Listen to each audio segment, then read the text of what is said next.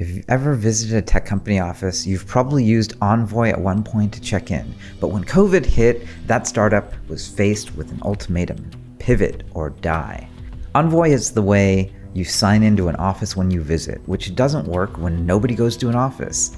But they did the impossible and not only turned around the company, but became a unicorn at the end of the pandemic. How do they do it? Today we're sitting down with the CEO, Larry Gadea, one of the best hacker founders I've met, to learn exactly that story. Let's get started.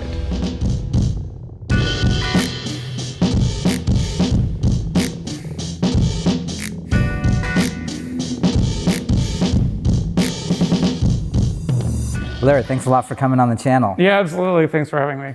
Dude, so you have a really crazy story in that obviously you make software that really helps people have a great, super productive office, but March 2020, nobody was in an office.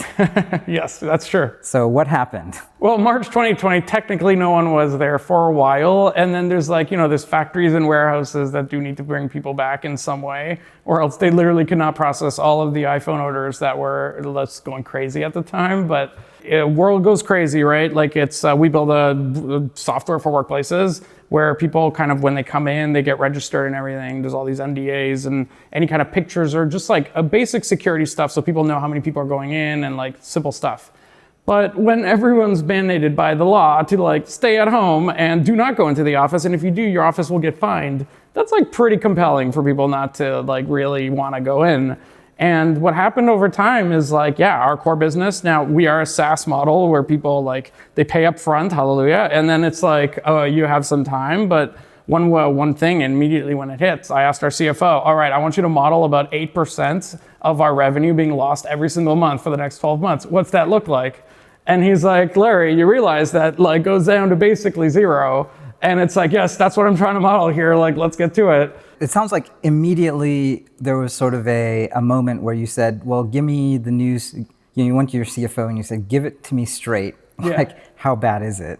So there's, maybe that's sort of the first thing that, was the right thing to do. This problem wasn't going to go away. Yep. What was that like to talk to your team like that? And how did they respond? What were some of the things that happened right when it happened? Yeah.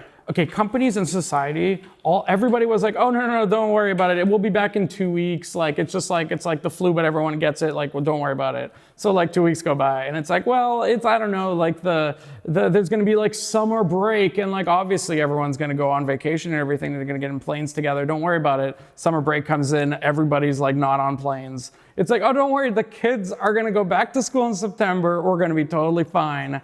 And then that also doesn't happen. And it's event after event. For what it's worth, the government's did a great job in keeping people together and hopeful that we're gonna do our next, we're gonna be back. Eventually a vaccine came out and that was a fundamental way that we could get past this whole thing. But you could see the end of it at that point. Yeah, you could see the end of it. Everybody was at first when I heard oh yeah, there'll be a vaccine one day and this will be over, I'm oh no, that takes 10 years, doesn't it? And it does, by the way, but we kind of found ways to make it faster. And it's just yeah, but thinking, okay, so going back to the question, what's it like in the company? Well, everyone's hopeful that next week we're going back to the office and everyone's going back. And even our buyers, we landed some of our biggest deals ever, top 3 deals that we've made, that we have as a company, were made during the pandemic. And some of them were even based out of literally that first period. Deals are in flux, but companies are expecting to go back.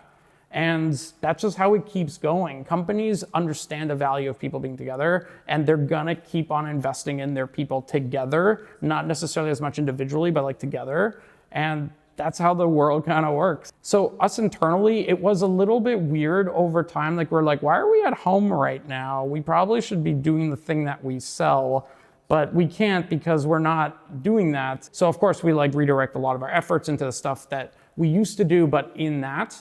And soon enough of the tech people started coming to us. It's hey, we need people in and we need them just a small amount. What can we do to get employees screened for COVID related things and attesting that they're fine? And there's a lot of compliance and regulation and stuff in those industries. So basically we started building out tooling to return to the workplace safely. And that is the piece that we really doubled down on for the following year. over time, safety turned into a little bit of like a come back collaboratively and more hybrid work. And it's all the same products. It's still visitors that's now being used as employees. We built out a desks and rooms product during the pandemic. Desks was originally about keeping people apart from each other because these companies wanted to guarantee that like they don't affect each other. And then stay 6 feet apart. Yeah, exactly, 6 feet apart. So literally, like we had like tools to like measure 6 feet, and like this is the desk placement. But then as kind of the world progressed into less about staying far from each other and more closer, literally as close as you can because this is collaboration, then it's like now you're like reducing all of that. So it turned into a hot desking product, which is conveniently very fitting for a hybrid world where you don't know who's coming in and when they're coming in. So it's kind of like going on that with now what we have is a world-class product around desking, around meeting rooms. There's a whole thing there around contention of meeting rooms and meeting cultures and all that. But yeah, it's just like you have to adapt with the world, and it is the most painful thing in the world, and nobody's gonna like it. Nobody in your company, including yourself, is gonna like it. But it turns out that like pain is actually very important for business building in pandemic environments and any kind of environment. You gotta like chase the thing that's like everyone runs away from, because if they didn't run away from it, it'd be too much competition and it wouldn't be worth it. The first thing that it sounds like you're doing is actually made a video about this. That's sort of the Stockdale paradox. Like the Jim Collins' Good to Great book talks about this principle for all founders where you have to be super hyper realistic about like what's really happening right now, but then you have to never give up hope that, you know, you're going to make it to the promised land. You're going to find product market fit or like, you know, build that giant business. And then this is an interesting example of that where, you know, you knew, okay, well, there's the spreadsheet math of it, and like we have to adjust to that. But then you were still listening, and you know what I'm hearing is, you know, everyone in the organization at that moment was feeling a decent amount of pain. Yes. But that pain made you pay attention to, like the things that were hopeful, that were actually the path to success. As an organization grows, you hire more and more specialized people. Specialized people don't want to suddenly change what they're doing into something they're not specialized in. So when you have a company of 1,000, 10,000 people, they're all very focused on the thing that they do, and they joined your company because, well, I can do like ML on like big data sets, but with a twist in that like, well, you can also apply this other thing to it. And it's like, that's how these giant companies, they get these highly specialized people. That's why also startups do very well, because they hire people that are just used to constant change, and they actually look for that. So that's why a lot of people in a really small company don't survive until it's bigger, because they want change all the time, and they see big as bad because, well, they don't really change their ways. The big people see it as like, this is how you scale stuff. So like you guys in all your change all the time, you can't scale that, which they're both right, by the way. You need somebody basically that's a wacko to like run that whole thing that can adapt to both stages.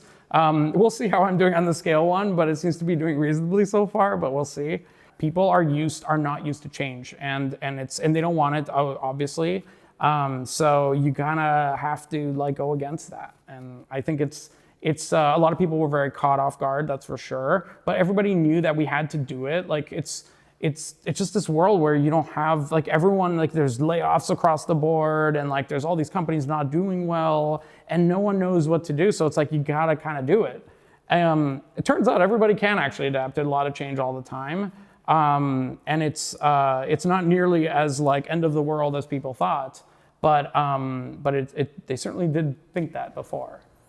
I mean, a lot of people just seize up in certain cases, and they say, well, we're going to stay the course because I don't know what else to do. Yeah. That's literally what happens. The processes are built, their experience is built. Like when you hire people for experience versus necessarily smarts, what happens is you get people that are very good at repeating that one process over and over again.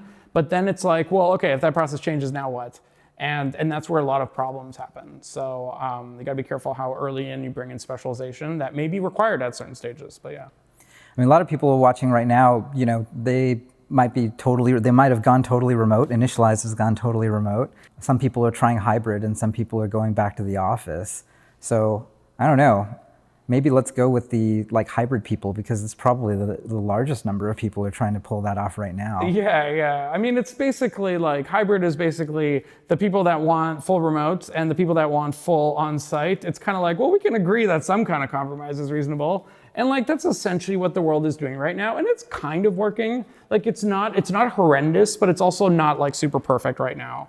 So there's a few companies out there trying to like build software to like help with the stuff that's really like just a pain, and trying to make all the like painful stuff go away. Like it's like you want to make sure there's enough parking for people when they come in. You want to make sure that food's going to be ordered. You want to make sure that there's going to be a desk available. These are things that in the past you would have just pre-allocated and like no problem. It sounds like there are 2 or 3 things that it's the repeating thing that people sort of bump their head into. Yeah. What are those things? People like other people, okay? Fundamental truth here, they do like other people. They want to be in if other people are in. If you had a whole office, even today, it had a whole office, everyone's there, and you're the one that just joined and you're like, remote, but then it's like, oh, well, everyone is literally at the office. You're gonna go to the office. You're not gonna think much about it. You're not gonna question it. You're just gonna be like, this is just what they're doing.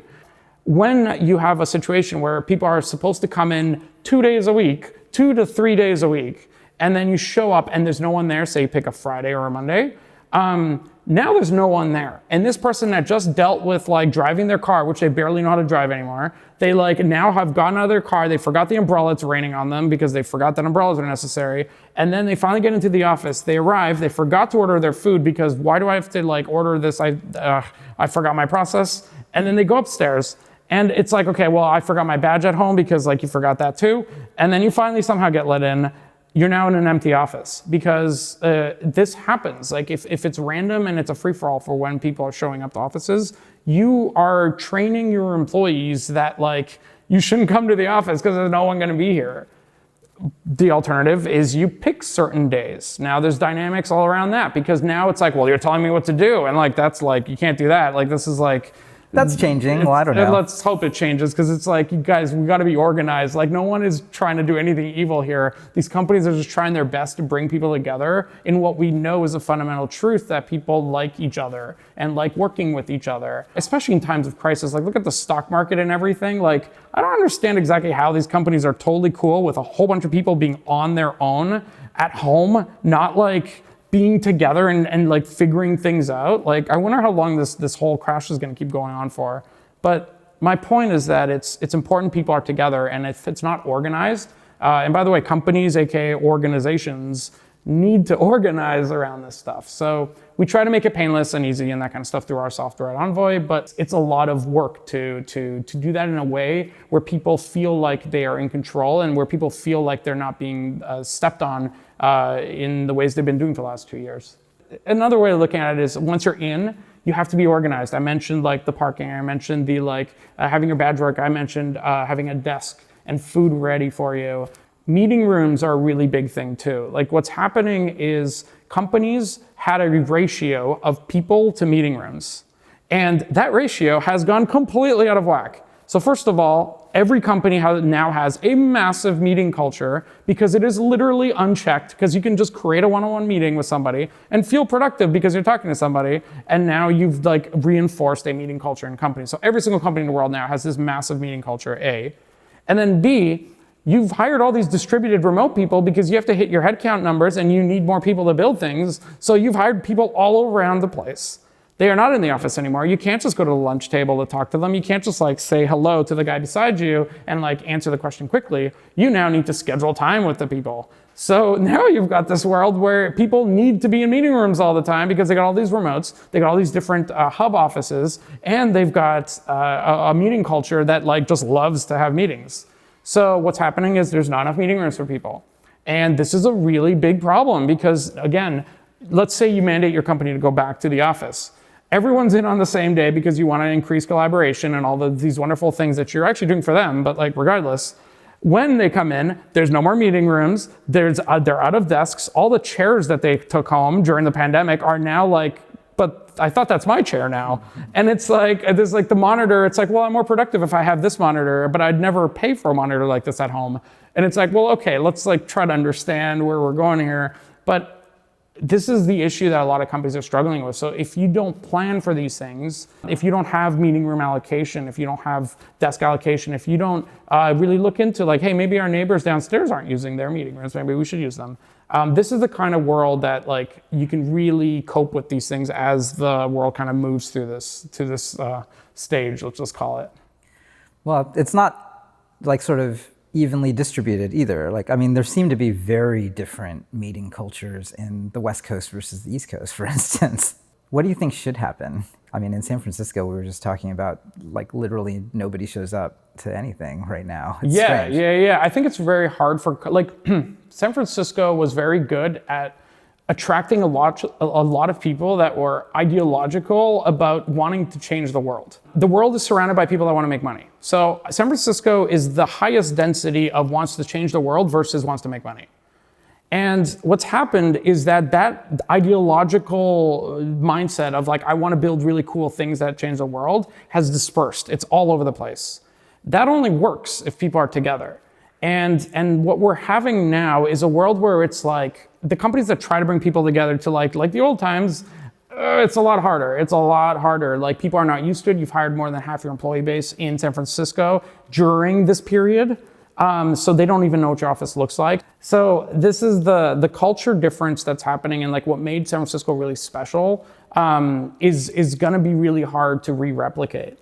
I do think it can happen with a few holdouts. And like venture funding is like one of them. I think that this is still definitely when we were fundraising, the San Francisco investors were definitely by far much more thoughtful about the terms, much more founder friendly, much more like East Coast investors were East Coast investors, West Coast were in West Coast, and that stayed.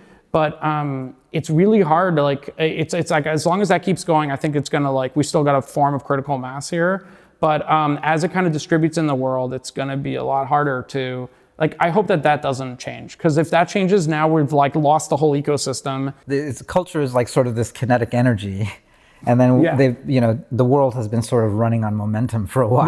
Yes. And then we're starting to see that come down. Yeah. Where it's like, oh, attrition rates are higher. Yeah. I mean, it sounds like productivity, onboarding takes longer. Onboarding definitely takes longer. Productivity definitely is not better than it used to be, and like I think there's like early COVID productivity where like literally anything you did brought in money. When people refer to like, oh, I'm more productive now than I've ever been, it's like, well, okay, a couple points to that. First is that I do think you think that. Two, I think that like the people that were productive back then, everyone was productive back then. So we were all in this illusion that we were doing really well and we knew the things and everything's great. But there's also this new world of productivity where it's like, is it okay for just you to be productive? Like, I want all of us to be productive together. That's why we're building an organization. One individual being productive basically means that managers know what's up all the time and are very good at time allocation and like know how to assign perfectly everybody to everything. That's not how the world works. Managers are barely able to hold on to like their people to like make sure they're okay and everything's working and like everything's coordinated, that other team isn't stepping on their team, but like this team's okay with it because they like did it to the other one before. And like managers are barely able to hold on to stuff like that. But what's happening in the world is that like managers have to be freaking amazing, and the people working have to almost be like okay with like collaboration being at an absolute, just like only what's absolutely critical. That builds a lot of distrust, and that causes a lot of internal people problems in companies. So HR leader, being an HR right now, that is literally, I could not empathize more with the job. That is the hardest job in the world right now by far, because the amount of just like eye roll situations that happen on a daily, on a minutely basis is insane. We try our best to like get ahead of as much as we can. We're trying to be smart about everything, us as an organization and our customers too. We try to be thoughtful. We try to like go and like say, hey guys, this may not work if we like as we try it. We try to get ahead of it all, but like, wow, running a company has never been harder. That's for sure.